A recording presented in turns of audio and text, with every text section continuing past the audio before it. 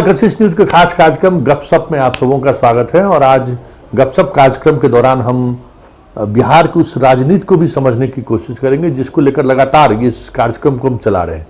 इस कार्यक्रम के सहारे हम थर्ड फ्रंट या फिर कहें ऐसे लोग जो चुनाव लड़ना चाह रहे हैं, अलग तरह के विचारधाराओं के साथ बरसों से गाँव में काम कर रहे हैं, जो चुनावी राजनीति में आने चाहते हैं, ऐसे लोगों से भी हमने आपकी मुलाकात कराई है। और आज हमारे साथ हैं पूर्व मंत्री नरेंद्र सिंह जी, और उनसे हम समझना चाहेंगे कि ये जो थर्ड फ्रंट को लेकर जो पिछले कई महीने से यशवंत सिन्हा के नेतृत्व में जो कवायद चल रही है, उसके पीछे आप लोगों का उद्देश्य क्या है कि बिहार में तीसरे मोर्चे का गठन हो, इसका स्पेस बचा हुआ है या फिर किस वजह से इस पर आप लोग की सोच, इस तरह की तैयारी शुरू हुई है? देखिए, हम लोगों ने कोई ये कल्पना करके कोई मोर्चे का गठन कि हम थर्ड होंगे कि फर्स्ट होंगे कि सेकंड होंगे, ऐसा कोई मकसद नहीं था, न है, ऐसा है भी नहीं। हम लोगों का मकसद है कि बिहार की जो बदहाली है, बिहार में जो भूख, बीमारी, कुशिक्षा, कुपोषण, कानून व्यवस्था बिगड़ी हुई हालात में है, और जिस तरह से सामाजिक माहौल को दूषित किया गया है, किसानों की उपेक्षा, नौजवानों की बढ़ती बेरोजगारी आदि समस्याओं पर जन चेतना पैदा करना, लोगों में एक गर्मी पैदा करना, उनके अंदर के पुरुषार्थ को जगा के गांधी के बताए रास्ते पर ये बताना कि हमको अहिंसात्मक तरीके से लड़के अपना हक हासिल करना है। आज लोग असहाय और असहज लोग महसूस करते हैं, विश्वास का संकट हो गया है, चारों तरफ ठगों की भरमार हो गई है। नेताओं का हाल ये है कि कोई नेता नहीं है। हम सब लोग ये कहें अगर कि हम नेता नहीं हैं, हम नेता के बराबर हैं। नेता जो नाक से चूके और आदमी तुरंत हाथ धोता है। नेता आज से 40, 45, 50 साल पहले जो 70 के दशक में लोग होते थे, नेता गांव जाते थे तो लोग इज्जत करते थे, उम्मीद करते थे कि ये हमारे भरोसे का आदमी है, लोग जुटते थे। उस वक्त जो सभाएं होती थी लोगों को सुनने के लिए, छोटे बड़े सभी नेताओं को, वो स्वतः स्फूर्त लोग आते थे हजारों लाखों की तादाद में। आज नेताओं को अपनी भीड़ बढ़ाने के लिए भाड़े के गाड़ी, भाड़े के टट्टू, भाड़े के लोग, शराब, खाना, सारा कुछ दे के भीड़ जुटा के दिखाना है। माने एक तरह की रंगबाजी और दादागिरी है कि हमारे गिरोह में इतने फौज हैं। ये इस संस्कृति के खिलाफ एक बार फिर उस पुरानी संस्कृति को वापस करने के लिए जिस गर्व से हम लोगों ने पैदा लिया जेपी आंदोलन से, हमारे नायक रहे हैं डॉक्टर लोहिया, हमारे पिताजी समाजवादी थे, हमारे घर में रहे हैं डॉक्टर लोहिया, राजनारायण, मधुली में जॉर्ज फर्नांडिस, SM जोशी, मधु दंडवते। तो हमने जो संस्कार पाया, हम उसी के तहत हम उस राजनीतिक विरासत को वापस करने के प्रयास में हम लोग हैं। चुनाव एक पड़ाव है, चुनाव भी लड़ा जाएगा, लेकिन चुनाव हमारी प्राथमिकता नहीं है। हम अपने साथियों के बारे में नहीं जानते हैं, लेकिन मेरे जैसे व्यक्ति के लिए चुनाव पड़ाव नहीं है। ये चुनाव तो बीच में आ गया और कोरोना आ गया, नहीं तो हम लोगों ने शुरू किया था पिछले साल अगस्त सितंबर से 2019 के, और ये अभियान चलता। कोरोना के कारण पब्लिक का संपर्क टूट गया, लोगों से मिलना जुलना टूट गया, वरना अब तक बिहार में किसानों का बड़ा आंदोलन हो गया होता। तो हम लोगों का मकसद है लोगों में चेतना, जागृति पैदा करना, और खास करके बेरोजगारों के लिए रोजगार की व्यवस्था हो, सरकार को गारंटी देनी होगी, अच्छे शिक्षा की व्यवस्था देनी होगी, अच्छे स्वास्थ्य की सेवा उपलब्ध करानी होगी लोगों के लिए, कानून व्यवस्था ठीक करना होगा, अपराध बढ़े हुए हैं, किसानों को उनके अनाज का मूल्य देना मिलना चाहिए। ये माननीय प्रधानमंत्री जी ने चुनाव के पहले घोषणा किया, लोकसभा चुनाव, पिछले लोकसभा चुनाव के पहले, कि हम किसानों की आमदनी दुगनी कर देंगे और स्वामीनाथन कमीशन को अनुशंसा को हम मानेंगे। स्वामीनाथन कमीशन की अनुशंसा ये कहता है कि किसानों को लागत का जो खर्च है उससे डेढ़ा मूल्य किसानों को मिलना चाहिए। ये समर्थन मूल्य लागू करते हैं। हम लोगों का मांग है या उनकी जो सिफारिश है जिसको सरकार ने स्वयं स्वीकारा है, वो उस जोहा मूल्य अगर 100 रुपया 1 क्विंटल धान पैदा करने में खर्च है तो हमको उसका मूल्य 150 रुपया मिलना चाहिए, तब किसानों की आमदनी होगी, आमदनी मानी जाएगी। आप समर्थन मूल्य खर्च होता है 100 रुपया, समर्थन मूल्य तय कर देते हैं 90 रुपया, तो इससे है तो किसान आज मारा जा रहा है। और हम उसको जात के नाम पर, धर्म के नाम पर, मंदिर मस्जिद के नाम पर, अन्य चीजों पर भटकाते हैं, उनको बहलाते हैं और उनको कंफ्यूज कर देते हैं कि वो अपने मूल मुद्दे पर वो लड़ नहीं सके।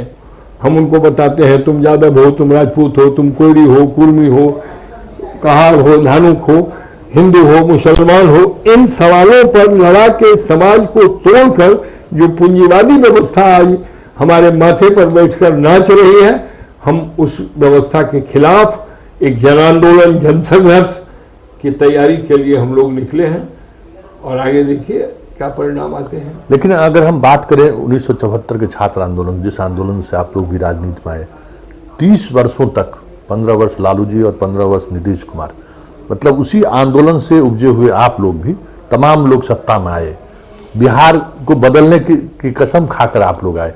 उस समय में एक स्वच्छ राजनीति की बात हुई जेपी के नेतृत्व में, और उस पर समय के आप लोग युवा तुर्क थे, पूरा प्रदेश आप पर भरोसा किया, 30 वर्ष आप दोनों आदमी को दिया। लेकिन अब आप कह रहे हैं कि चीजें जो बदलनी चाहिए थी, जो व्यवस्थाएं बदलनी चाहिए थी, वो आज भी वही है। आप जिस पटना यूनिवर्सिटी को छोड़कर आए, उस वक्त में वो एशिया का एक्सपोर्ट कहा जाता था, आज पूरे देश में इसकी कोई गणना नहीं है, टीचर नहीं है, छात्रों को पढ़ाई नहीं हो रही है। तो ये लगता नहीं है कि एक आंदोलन की वजह से जो एक राजनीतिक फौज तैयार हुआ, वो अपनी उस समझदारी का वो इस्तेमाल, जिस गर्भ से वो बाहर ना निकले और चाहे कि हम बदलाव करें, उस बदलाव में वो लोग कामयाब नहीं हुए? आपको लगता नहीं है? देखिए, मुझको खूब लगता है, और इसके मूल में हमको थोड़ा परिदृश्य के पीछे जाना पड़ेगा। आंदोलन के जो मुख्य कर्मठ, संघर्षशील, जुझारू नौजवान थे, वो चुनावी राजनीति के भटकाव में पीछे छूट गए। आपने 77 आंदोलन कहा नहीं, ये 74 में आंदोलन शुरू हुआ, 77 में चुनाव हुआ, और वो चुनाव ऐसे माहौल में हुआ जब देश में आपातकाल की स्थिति थी, चुप्पी की थी, श्मशानी चुप्पी थी।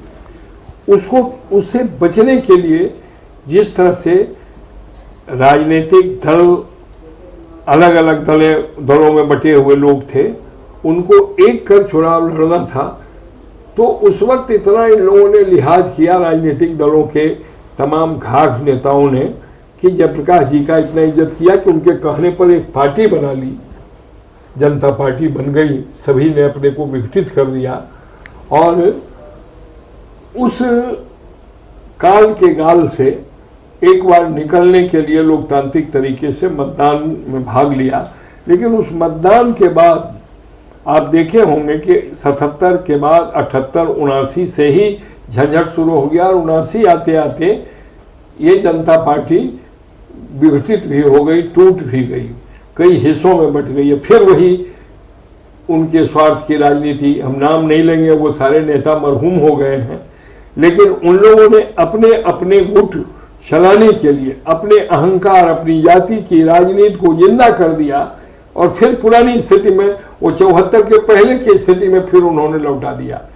दुर्भाग्य से हमारे बीच के कुछ साथी उसी जातीय गिरोह के चंगुल में फंस गए, और बहुत से अच्छे लोग जो इस चुनावी राजनीति से अपने को अलग कर लिया, वो निष्क्रिय हो गए।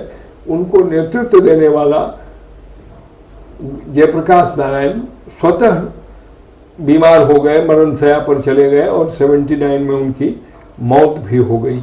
उनके मौत के बाद जो सूनापन आया तो वो भर नहीं पाया। और जो छात्र नेताओं की चर्चा करते हैं 74 आंदोलन से, वो निकले हुए थे 2-4-5 लोग ही सत्ता में है, बाकी लोग तो बेचारे सड़क पर रह गए, उनको किसी ने पूछा नहीं। जातीय राजनीति ने उनको दरकिनार कर दिया।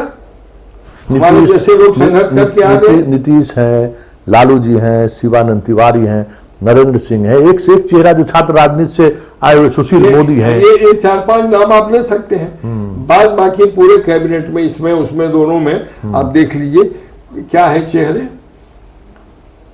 मैं कभी जातीय गिरोह में फंसा नहीं, मैं जातीय गिरोह में बंधा नहीं, मैं कभी जातीय राजनीति किया नहीं, और मैं स्वतंत्र रूप से लड़ता रहा हूं। और आपको स्मरण होगा कि जब 1990 में भी मैं मिनिस्टर बना, लालू मेरे साथ पढ़ते थे, हमारे साथी थे, मित्र थे, और हमने उनको बनाने में योगदान किया। और हमने एक सैद्धांतिक बात पे हमने इस्तीफा दे दिया। वो उस वक्त जनता दल थी, और जनता दल के अध्यक्ष थे रामसुंदर दास, जो दलित समाज से आते थे। और रामसुंदर दास को हटाने के लिए, उनको बेइज्जत करने के लिए जब इन लोगों ने निर्णय लिया, उसमें शामिल थे नीतीश कुमार भी, उसमें शामिल थे शरद यादव भी, लालू यादव भी, ये जातीय गोलबंदी करके उस व्यक्ति को, एक शरीफ और पुराने समाजवादी व्यक्ति को जब बिल्कुल बेइज्जत कर रहे थे, तो हम उस वक्त उनके पीठ पर खड़े थे। और जब इन लोगों ने उनको हटाने का फैसला कर लिया, तो हमने उस वक्त भी प्रतिकार किया। हमने अपने आंदोलन से जो हमारी समझ सोच मिली, हमको जो संस्कार मिला मुझको, मैंने उसका प्रयोग उस वक्त भी किया। और मैं लालू के खिलाफ इस्तीफा देकर उनके खिलाफ सड़क पर खड़ा हो गया। फिर लालू के बाद हम आंदोलन में हम लोग संघर्ष करते रहे, लड़ते रहे। 2005 में भी हम लालू के खिलाफ जो माहौल बनाया, और माहौल बना के तब हम और रामविलास जी एक साथ थे। और रामविलास जी के सामने दुविधा थी, वो केंद्र में भी मंत्री थे और यहाँ स्वतंत्र थे बिहार में, लेकिन उनका झुकाव हम देखा कि फिर लालू की ओर हो गया। जब लालू की ओर हो गया तो हमने 22 एमएलए वो 19 निर्दलीय एमएलए को लेके हमने नीतीश कुमार को समर्थन दिया। 5 साल की सरकार अपने बुनियादी सवालों पर ठीक से काम किया है, ये गारंटी के साथ में कह सकता हूँ। 5 से 10 तक, हाँ, 2005 से 2010 तक, जिसका परिणाम जनता ने भी हमको दिया कि 2010 में हमारे काम को वोट दिया। 2010 के बाद नीतीश कुमार फिर उसी जातीय चक्रव्यूह, घरौंदे, दलाल, चाटुकारों के बीच घिर गए। फिर मेरे मतभेद इनके फिर वहां शुरू हो गए। फिर हमने इनसे समझौता नहीं किया सत्ता के लिए। और फिर एक परिस्थिति आई कि इन्होंने स्वतः इस्तीफा दिया मुख्यमंत्री से। हमने मना किया था कि ऐसा मत करें आप, लेकिन ये माने नहीं दिया और ये मुख्यमंत्री बनाए जीतन राम मांझी को। तो चलिए, एक बात हम इस बात से संतुष्ट थे कि जिसकी लड़ाई हम लोग आजीवन लड़े, वंचित, पिछड़े, दलितों की, उनके उत्थान की, जो गांधी जी का सपना था, सबसे निचले पायदान पर खड़े लोगों को ऊपर लाना चाहिए। तो मुझको संतोष हुआ कि इन्होंने मांझी जी को बनाया मुख्यमंत्री। लेकिन 3 महीने के अंदर ही मांझी जी को हटाने की प्रक्रिया शुरू हो गई।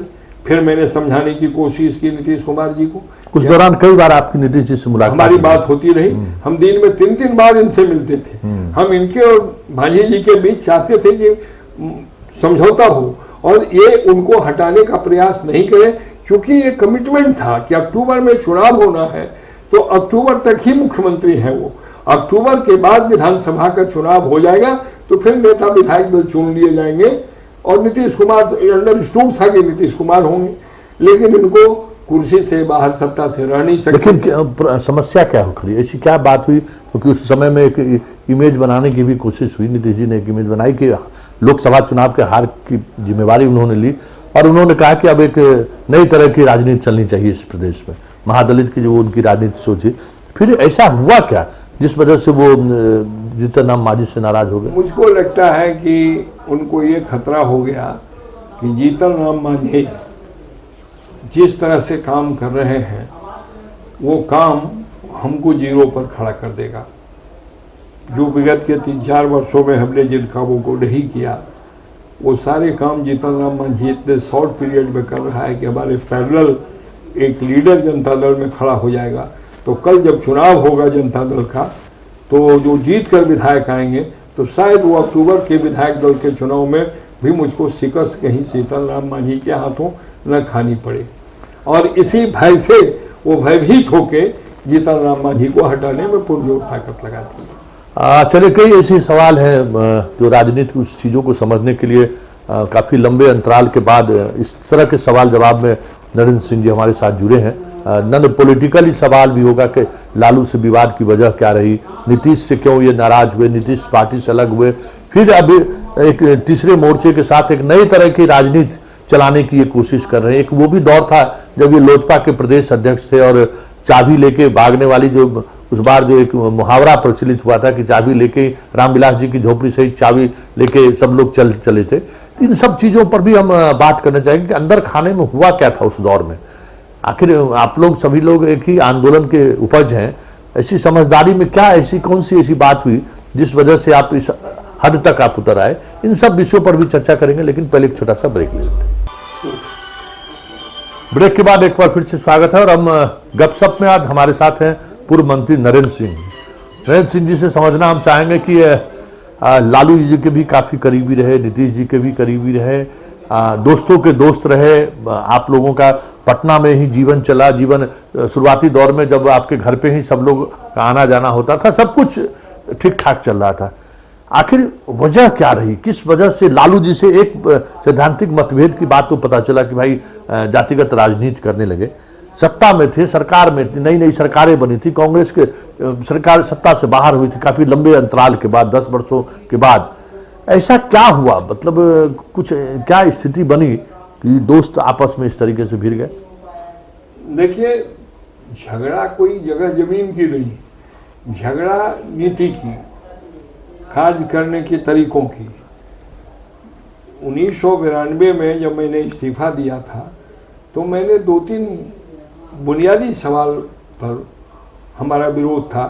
एक तो कि श्री रामसुंदर दास जो जनता दल के तत्कालीन अध्यक्ष थे, उनको अध्यक्ष पद से नहीं हटाया जाए, और अगर हटाया जाता है तो उसका विधिवत चुनाव कराया जाना चाहिए और फिर तब विधायक दल का भी चुनाव हो जाए, दोनों का चुनाव हो जाए।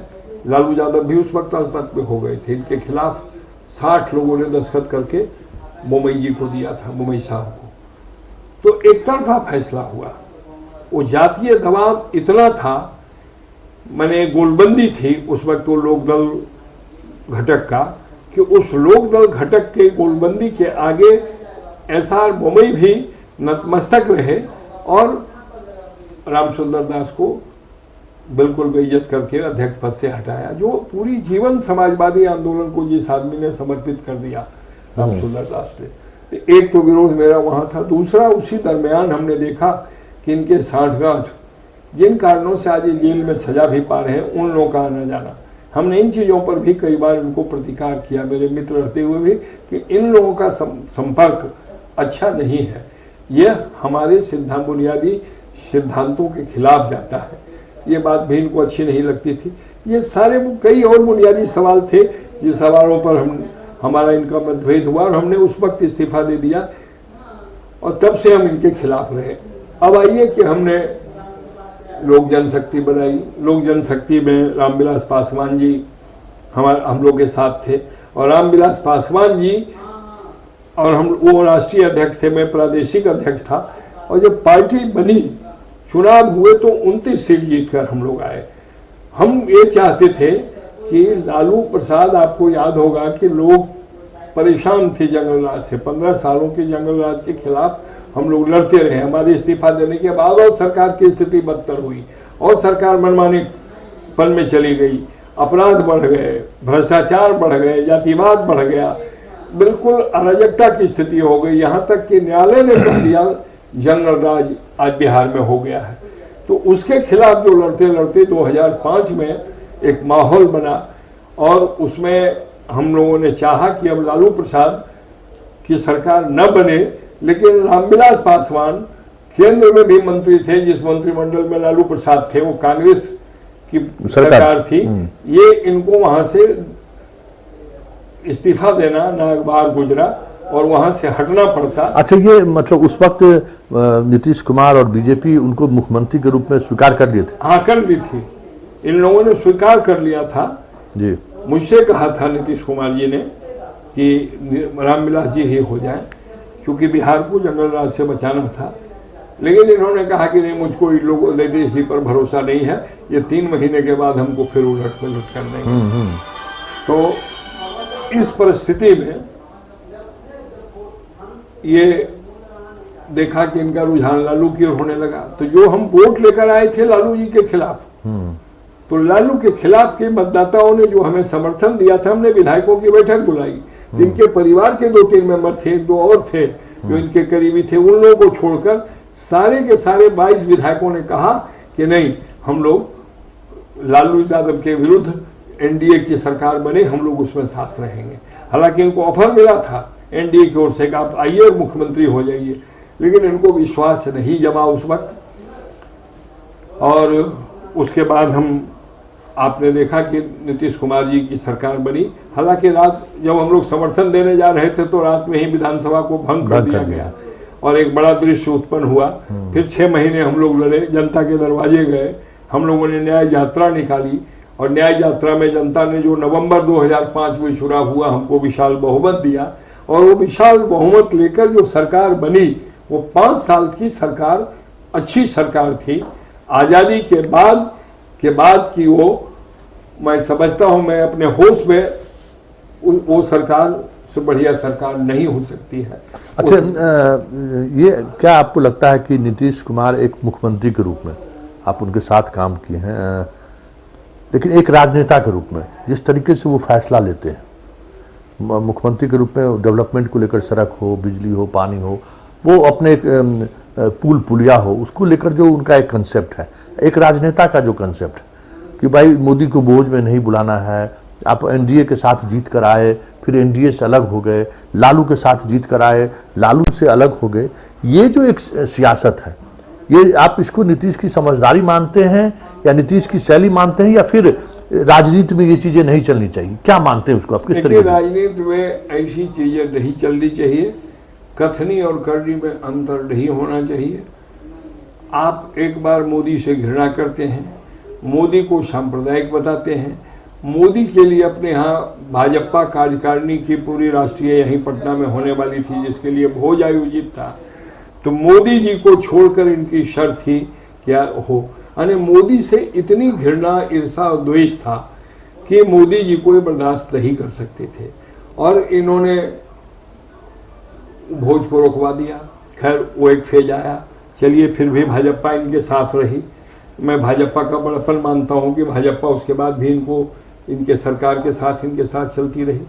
फिर आया, फिर जब उनके मोदी जी को प्रधानमंत्री बनने की बात आई तब इन्होंने तोड़ दिया कि नहीं, मोदी जी प्रधानमंत्री होंगे तो हम साथ नहीं रहेंगे और अलग हो गए तो फिर लालू जी से हाथ मिलाया। अच्छा, अलग होने के बाद जो चुनाव 2015 का पार्लियामेंट इलेक्शन, उस समय आप साथी थे, शरद यादव, लोग सारे लोग साथ थे, तो बाकी पार्टी के अंदर इस पर बातचीत नहीं हो रही थी कि ये आप जो निर्णय ले रहे हैं इसका क्या असर पड़ सकता है, या वाकई में जो कहा जा रहा था कि प्रधानमंत्री, जब अलायंस चल रहा था एनडीए का, हम लोग थे अलायंस में, तो हम लोगों ने कहा कि अलायंस को टूटना नहीं चाहिए, ये सब लोगों की राय थी, लेकिन ये किसी की राय नहीं माने और अपने व्यक्तिगत अहंकार और जिद से इन्होंने उस फैसले को लागू करवा लिया।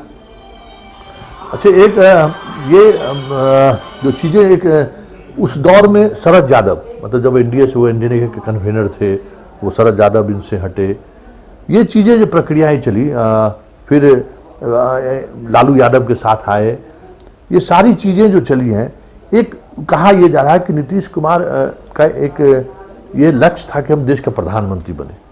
क्या कभी आप उनके साथ रहते हुए उनके उस एम्बिशन के बारे में आपको कभी लगा कि वाकई में ये जो राजनीति कर रहे हैं देश स्तर पर नरेंद्र मोदी के विकल्प के रूप में, कि हम एक चेहरा के रूप में सामने आए? उस वक्त वो यूपी घूम रहे थे, मध्य प्रदेश, देश के कई राज्यों का वो दौरा भी कर रहे थे, शराबबंदी के सहारे, नशा मुक्ति के सहारे। क्या आपको वाकई में लगा कि नीतीश कुमार के अंदर ये भाव है कि हम प्रधानमंत्री बन सकते हैं, या प्रधानमंत्री बनने की प्रक्रिया में ये आगे बढ़ रहे हैं? देखिए, हर आदमी की चाहत होती है कि हम सबसे ऊंची कुर्सी पर बैठे। ये वो बिहार के मुख्यमंत्री थे, ये स्वाभाविक है कि उनकी चाहत थी कि वो प्रधानमंत्री भी बने, और उस प्रधानमंत्री बनने की छटपटाहट में इन्होंने जो गलियारे में दौड़ धड़ावा लगाया, उससे अपना इन्होंने एक वाल खो दिया, जिससे लड़ना, फिर उससे मिलना, फिर उससे झगड़ना। फिर इन्होंने भाषण दिया विधानसभा में, जब लालू से मिल गए तो कहा कि मेरी लाश ही जा सकती है बीजेपी में, मैं नहीं जाऊंगा। और आपने देखा कि अचानक एक दिन 10 बजे दिन में फैसला हो जाता है और लालू प्रसाद यादव से इनका संबंध विच्छेद हो जाता है, और शाम को भाजपा के लोगों से इसकी खिचड़ी पहले से पक रही थी। एक तो कि ऊंची कुर्सी पाना एक ललक थी, दूसरी की कुर्सी हमारी जाए नहीं। कुर्सी का मोह भी आदमी को नीचे गिरा देता है, और मैं समझता हूं कि यहाँ कुर्सी का मोह हो जाएगा, वहाँ अहंकार, दंभ, गुटबाजी, जातिवाद, तमाम कलाबाजियाँ अपनाकर भी कुर्सी को बचाए रखने की जो राजनीति हो सकती है, तिकड़म की राजनीति, उसके एक अच्छे खिलाड़ी, एक अच्छे मास्टर के रूप में नीतीश कुमार देश के सामने आज हैं। चलिए अब चर्चा जारी रखेंगे, लेकिन एक छोटा सा ब्रेक ले लेते हैं। लेकिन ब्रेक पर जाने से पहले इन चीज़ों को समझिए कि जो एक दौर था जब पूरे देश बिहार से लोग आवेदन सिग्नेचर अभियान चला था कि हमें विशेष राज्य का दर्जा मिलना चाहिए, कई तरह की चीज़ें, डीएनए तक पर सवाल खड़ा हुआ, और उसके बाद राजनीति किस तरीके से करवट ली, ये भी समझने की, इन सब पर भी चर्चा करेंगे। लेकिन पहले एक छोटा सा ब्रेक ले लेते हैं। फिर स्वागत है, और इस गपशप कार्यक्रम में हम कुछ ऐसे सवाल भी पूर्व मंत्री नरेंद्र सिंह से करेंगे जिन्हें पब्लिक जानना चाहता है कि लालू के साथ भी आप लंबे अंतराल तक रहे, नीतीश के साथ भी लंबे अंतराल तक रहे, दोनों में फर्क क्या है? तो विशेषता भी और अवगुण भी अगर हम बात करें तो एक दोस्त के रूप में आप मतलब 74 के आंदोलन से लेकर अभी तक साथी हैं। हाँ, मतलब गुण और अवगुण क्या है, दोनों में क्या खास क्या है और खास अवगुण क्या है? देखिए, कुछ चीज़ें ऐसी हैं जो तुलना करना उचित नहीं होगा, अलग अलग सार्वजनिक तौर पे आपको भी समय की कमी है। तुलना है कि लालू प्रसाद यादव सब अवगुणों के बाद एक सहृदय इंसान है, वो उदार चित्त राजनेता है, वह कभी अपने विपक्षियों के दमन की बात नहीं सोचता है। मैंने उसके खिलाफ बहुत ही कड़ी लड़ाई लड़ी, लेकिन उसने कभी क्षति पहुंचाने की कोशिश नहीं की। लेकिन नीतीश कुमार में इस बात की कमी है, वो अपने विपक्ष को बर्दाश्त नहीं करते हैं। मुझी को जेठ सुरक्षा मिली हुई थी, मेरे जान पर आज भी खतरा है।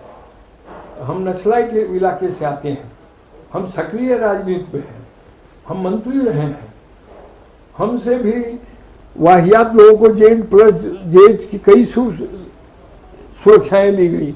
हमारी सुरक्षा वापस तब कर ली गई जब हम नीतीश कुमार के खिलाफ आवाज़ उठाए या उनको हम कुछ समझाने की कोशिश की कि वो मांझी को न हटाए, अच्छा काम करें। वो नहीं माने और हमारे उनके मतभेद हुए, तो मतभेद के बाद जो एक मानवीय, फिर हमारी सदस्यता वो बहुत महत्व नहीं रखता है, ले लिया हमारी और 3-2 और सदस्यों का, महाचंद्र सिंह का, सम्राट चौधरी का, 3 लोग हम लोग के विधान परिषद के जो हम लोग सदस्य थे, उनकी सदस्यता जिस निर्ममता पूर्वक इन्होंने लिया, उससे ये प्रकट होता है कि आदमी के अंदर द्वेष और जलन, ईर्षा और बदला लेने की भावना कूट कर भरी है, जो लालू प्रसाद यादव में नहीं है। ये एक बड़ा फर्क है दोनों में। ये फर्क है दोनों में।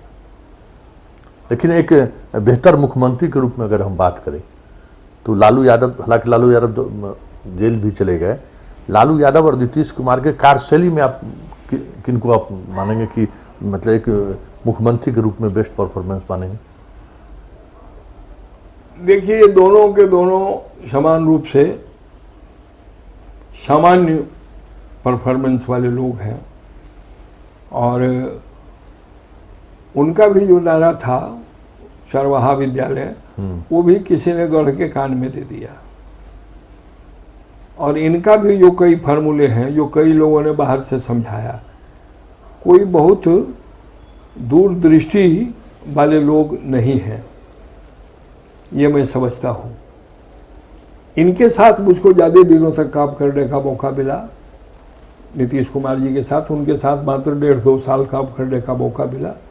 तो काम करने के तौर तरीकों में ये मैंने महसूस किया कि नीतीश कुमार हर चीज को ये चाहते थे कि जो काम हो वो दिखे कि उनके द्वारा हुआ। कृषि को हमने उन्नत किया बहुत। हमने जब हम कृषि मंत्री की हैसियत से, आपको याद होगा कि बिहार में दो बार पुरस्कार मिला है बिहार को, 2011-12 में और फिर 2012-13 में। एक साल गेहूं का सबसे अधिक अन्न उपजाने में और एक साल धान उपजाने में राष्ट्रपति से कृषि कर्मण पुरस्कार में प्रथम स्थान बिहार को हमने 5-7 वर्षों में मेहनत करके दिलाया। और बिहार के किसान कैसे विकसित हों, कैसे किसानों के अनाज की खरीदारी हो, कैसे किसानों को सुविधाएं दी जाए, ये सारे काम हम लोगों ने किए। कृषि रोड मैप बनाया। आज कहाँ है कृषि रोड मैप? आज कहीं नाम है? कृषि कैबिनेट बना। हमने आग्रह किया कि देखिए सिंचाई की व्यवस्था बिना हुए, बिना बिजली, लघु सिंचाई, सिंचाई विभाग सबको मिला के जब तक आप एक अथी नहीं बैठक कमेटी उप समिति बना दीजिए कैबिनेट की, तो इन्होंने कहा कि एक कैबिनेट कृषि कैबिनेट बना देते हैं। बढ़िया किया, कृषि कैबिनेट बनाए और कृषि कैबिनेट में 14 विभाग हुए जो गांव की खेती को डेवलप करने के लिए, एनिमल हस्बेंड्री, डेयरी, पशुपालन, मत्स्य पालन, अंडा में वृद्धि, तमाम चीजों में और जैविक खेती को बढ़ावा देने का जो काम 2014 तक चला। संतोष जी, क्या आज आपको 2015 के बाद कहीं वो काम दिखता है? जरा तुलना कर लीजिए। जो काम हमने 2005 से शुरू किया और 2014 तक हमने उसको निर्वहन किया, उस ऊंचाई तक पहुंचाने का जो काम किया, वो कहीं अब वो दिखाई पड़ रहा है कृषि का? आज किसानों को खाद नहीं मिल रहा है, बीज नहीं मिल रहा है। किसान इस बार त्राहिमाम कर गए। इस बार बड़ी अच्छी उपज होगी और उपज में सरकार का कोई योगदान नहीं है। एक सिंचाई की स्कीम को इन्होंने ठीक नहीं किया और हमारा वही था, कृषि कैबिनेट का मतलब था कि उससे जुड़ेगा सिंचाई विभाग, तो सिंचाई का हम डिमांड रखेंगे कि कहाँ कहाँ सिंचाई आप दो। सारे हमारे यहाँ एक बरनार डैम है, वो आज बरसों से पड़ा है। हमने उसको 1200 एकड़ जमीन, हम मिनिस्टर रहते हमने दिलवा दिया फॉरेस्ट डिपार्टमेंट को बांध बनाने के लिए। आज तक उसका क्लियरेंस ये सरकार नहीं ले पाई। 5 साल 6 साल हो गए। तो किस मामले में हम समझें कि बहुत कर्मठ और ये क्रियाशील सरकार है? इसलिए हमारे दोनों के बारे में नजरिया है कि काम करने के बारे में नहीं, ढोल पीटने के मामले में और अपनी गाल बजाने में। आज 7 निश्चय योजना क्या है? अभी 5 दिन पहले इन्होंने उद्घाटन किया। मैं आज चुनौती देता हूं कि अपने विजिलेंस से जांच करा लें, अपने सीबीआई से जांच करा लें। इनका 90% योजना अधूरा है जिसका इन्होंने उद्घाटन किया है। सारा लूट हो गई। कहीं पानी नहीं है, कहीं नल में जल नहीं है, कहीं कल नहीं है, कहीं बोरिंग नहीं है, कहीं मोटर पंप नहीं है। और ये कह रहे हैं नल जल योजना एकदम हो गई। और गली नली का दिखवा लें, जहाँ 3 इंच ढलाई होनी है वहाँ 1.5 इंच की ढलाई हुई है। इतनी बड़ी बेईमानी और लूट हुई है गली नली निर्माण और नल जल योजना में कि इसकी जांच ये अब छोड़िए सीबीआई से ना कराना हो, अपने बिहार का जो विजिलेंस है ईमानदारी पूर्वक उसी से करा लें और जो लोग इसमें इन्वॉल्व हैं लूट में उसको कड़ी से कड़ी सजा दें। तो इस पर नरेंद्र सिंह, किस तरह के चुनाव आप नहीं लड़ने जा रहे हैं? मगर हम चुनाव नहीं लड़ेंगे तो किस तरह की राजनीति के साथ आगे बढ़ रहे हैं? अब तीसरा मोर्चा बनाए, मोर्चे में भी लोग जो नेता लोग शामिल हुए हैं, वो उनकी महत्वाकांक्षा अभी तक सामने नहीं, लेकिन वो चुनाव वो लोग भी लड़ रहे हैं। आप चुनाव नहीं लड़ना चाह रहे हैं, क्या आप इस 2020 के विधानसभा चुनाव में आपकी क्या भूमिका हो? देखिए, हमारी भूमिका होगी कि अच्छे उम्मीदवारों को आप चुनाव जिताएं और एनडीए के विरुद्ध सरकार बने। नीतीश कुमार पुनः बिहार के मुख्यमंत्री न हो और बिहार की जनता आगे भी संघर्ष के लिए, आंदोलन करने के लिए जयप्रकाश गांधी लोहिया के बताए रास्ते के माध्यम से, जो आज देश में लूट मची हुई है, आज देश की संपत्ति को बेचा जा रहा है, आज रेल बेचे जा रहा है, रेल बेचे जा रहे हैं, हवाई पट्टियां बेची जा रही हैं, खदान बेचे जा रहे हैं, तेल की कंपनियां बेची जा रही हैं, लोहा के कारखाने बेचे जा रहे हैं। देश को जिस तरह से विदेशी हाथों में और बड़े पूंजीपतियों के हाथों में देकर निजीकरण को बढ़ावा दिया जा रहा है, इसके खिलाफ हम एक जन चेतना और जन आंदोलन खड़ा करने का अभियान हमारा सतत जारी रहेगा। लेकिन विकल्प, जब बात विकल्प की होगी तो एक तरफ नीतीश होंगे, दूसरी तरफ तेजस्वी, तो फिर लोग कहते हैं कि भाई बेहतर नीतीश हैं, नीतीश बेहतर काम किया, उन्होंने परफॉर्मेंस किया है, हम तेजस्वी के साथ कैसे जाएं। तो ये जो विकल्प वाली बात है उसको एक मोर्चे के तहत किस तरीके से देखते हैं? देखिए, अभी हम उस पर नहीं ध्यान दे रहे हैं। अभी तो जो सत्ता पक्ष में है, हम उस सत्ता पक्ष के खिलाफ जनता के सामने ले जा रहे हैं सच्चाई को, कि सत्ता की ये गलतियां हैं, ये हैं, उनको क्या सजा मिलनी चाहिए। सत्ता के खिलाफ हम अभी खड़े हैं, लड़ रहे हैं। जब सरकार बनने की बारी और विकल्प बनाने की बारी भी जनता के हाथ में है, जनता जब चुनकर भेजेगी तो फिर विधायक के ऊपर निर्भर करेगा, विधायक अपना नेतृत्व कैसा चुनता है। पहले तो हमको जनता का प्रतिनिधि चुनवाना है, तो बढ़िया प्रतिनिधि चुनकर आएगा तो बढ़िया नेतृत्वकर्ता का भी चुनाव होगा। चलिए, इस गपशप कार्यक्रम को अब यही समाप्त करते हैं। जिन चीज़ों को हम समझना चाहते थे कि नरेंद्र सिंह की क्या भूमिका होगी 2020 के चुनाव में, क्या इस बार भी ताला चाबी वाली स्थिति उत्पन्न होगी क्या बिहार में? ये चर्चा आम है कि इस बार जो जिस तरीके की चुनावी मूड देखने को मिला, हालांकि अभी भी गांव में लोग, जहां कोरोना का कोई भय नहीं है, वहां भी लोग चुनाव से बातचीत करने से बचते दिख रहे हैं। ऐसी स्थिति में क्या 2005 की पहली बार जब इलेक्शन हुई थी, 2005 में पहली बार जब इलेक्शन हुई, किन्हीं को बहुमत नहीं आया, क्या राज्य उस तरफ बढ़ रहा है? कई ऐसे सवाल थे जिन सवालों को हम समझना चाहते थे, और इस गपशप कार्यक्रम के दौरान हम आगे आने वाले समय में भी जो बिहार की स्थापित राजनीति है, उस राजनीति से इतर अगर किसी विषय पर चर्चा हो रही है या कोई व्यक्ति आगे बढ़ने की कोशिश में लगा हुआ है नई अल्टरनेटिव राजनीति को लेकर, तो उनको कैसे, उनके साथ वो क्या सोच रहे हैं, उनकी क्या सोच है, इन सब चीज़ों को लेकर हम इस कार्यक्रम को लगातार हम आपके बीच इस कार्यक्रम के सहारे आते रहेंगे। चलिए, फिलहाल मुझे इजाज़त दीजिए, फिर किसी नए मुद्दों और व्यक्ति के साथ हमारी आपकी मुलाकात होगी। नमस्कार।